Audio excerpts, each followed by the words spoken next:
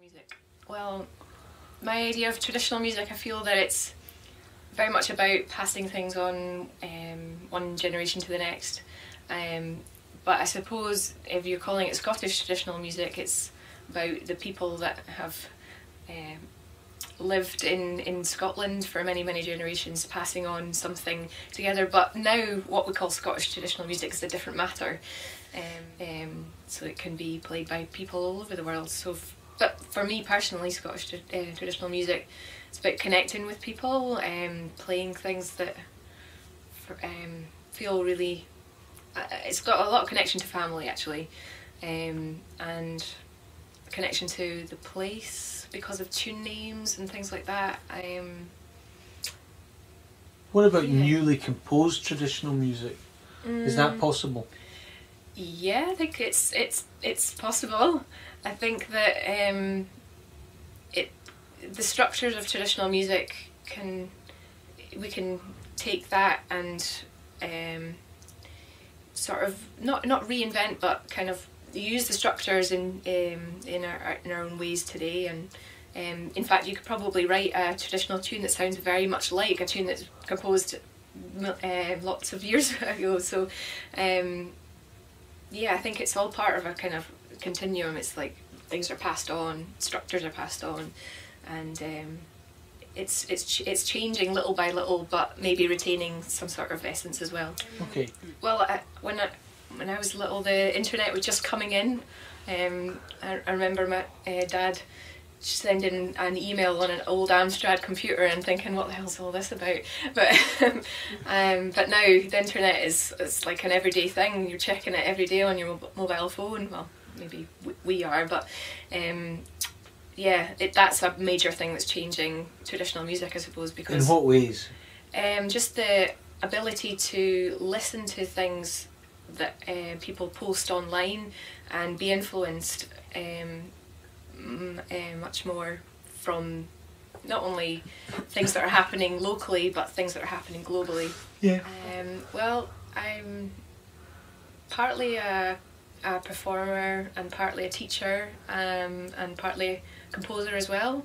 I kind of think these are all part of being musical and enjoying music. It's part of playing and partly passing it on so that other people can do it, because that's that whole continuum thing of passing it on to the next generation. So, but doing it because you love it, because you love this feeling of playing the tunes and the songs, but also playing with other people, kind of like feeling one with other people. That's why I do it. Yeah. Do you think there is such a thing as the Scottish traditional music community? Yeah, I think there definitely is. There's different communities and maybe slight sort of differences, but there's also a kind of, yeah, there's probably a sort of online community as well as communities within cities or rural places as well. But it kind of all links up, and people share repertoires, kind of common ground repertoire that people play.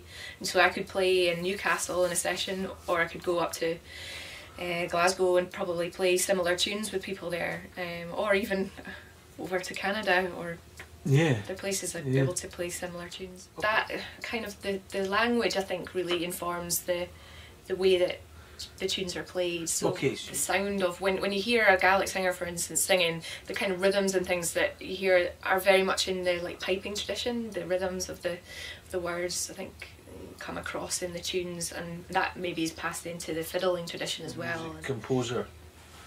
Yes, I think I would. Yeah. Okay.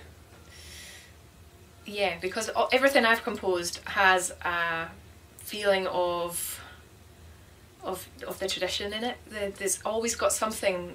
I can't sort of shake it off. It's always got some sort of traditional element in it, or kind of rhythm in it, or structure or something. I feel that's in there. This is much. Who knows? Who can look into the future? But what do you see happening? I mean, what immediately and maybe longer term do you feel is happening? I think that. Well, I suppose more people are getting interested in traditional music because of the internet. Maybe people might study it more.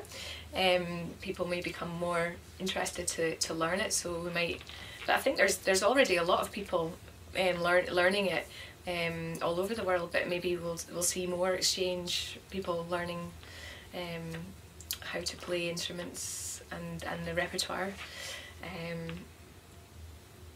Is the future bright? Yeah, I think so. Yeah, as long as the education system in Scotland keeps people sort of connected to the schools to teach it in the right way that it should be taught. Hopefully there will be funding and things to carry on with the festival scenes and things, so that's part of the community and the future of Scottish music, isn't it, you know? So hopefully that it will all continue to be supported. Cool. Yeah. Thanks a lot.